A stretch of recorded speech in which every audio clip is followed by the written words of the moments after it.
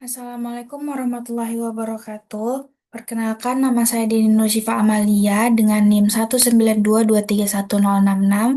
Pada kesempatan ini, saya akan mempresentasikan hasil review jurnal, yakni review metode penilaian konsumsi pangan tingkat nasional pada studi diet total atau SKNI 2014 oleh Badan POM dan Kemenkes.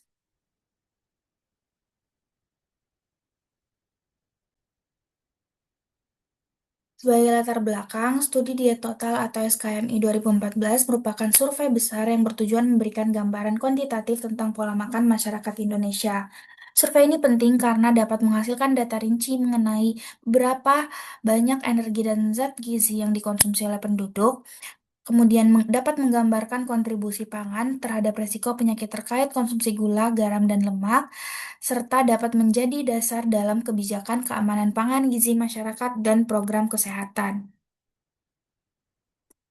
Adapun tujuan dari review jurnal ini secara garis besar yaitu yang pertama mengumpulkan food intake individu dalam 24 jam terakhir baik jenis maupun makanan berat. Yang kedua dapat mengonversi data tersebut menjadi asupan energi, makronutrien, dan mikronutrien. Kemudian dapat menyusun food list sebagai dasar analisis cemaran kimia. Lalu dapat mendukung keputusan lintas sektor mulai dari keamanan pangan hingga kebijakan kesehatan masyarakat.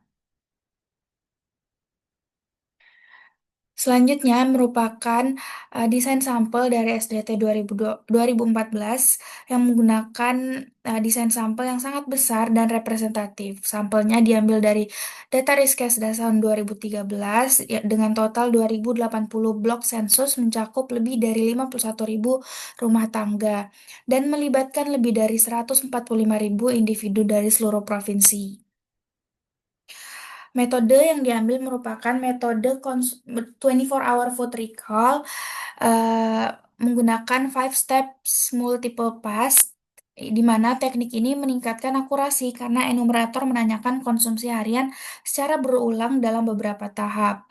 Beberapa poin penting pada metode ini itu yang pertama ada wawancara tatap muka, kemudian menggunakan instrumen berupa buku foto makanan, estimasi porsi, memakai timbangan dan alat visual, dan melakukan pencatatan makanan utama, kudapan, minuman, hingga bumbu atau minyak yang digunakan. Selanjutnya, adapun instrumen dan prosedur lapangan dari pelaksanaan i- metode ini, antara lain disediakan buku foto makanan untuk membantu estimasi porsi, kemudian timbangan makanan dan timbangan berat badan, lalu pedoman konversi makanan matang ke mentah, kemudian ada alat hitung serapan minyak dan garam dalam masakan, dan diperlukan editor dan supervisor di tiap klaster untuk memastikan kualitas data. Pada metode ini juga dilakukan recall ulangan dan variasi harian untuk mengatasi variasi asupan harian.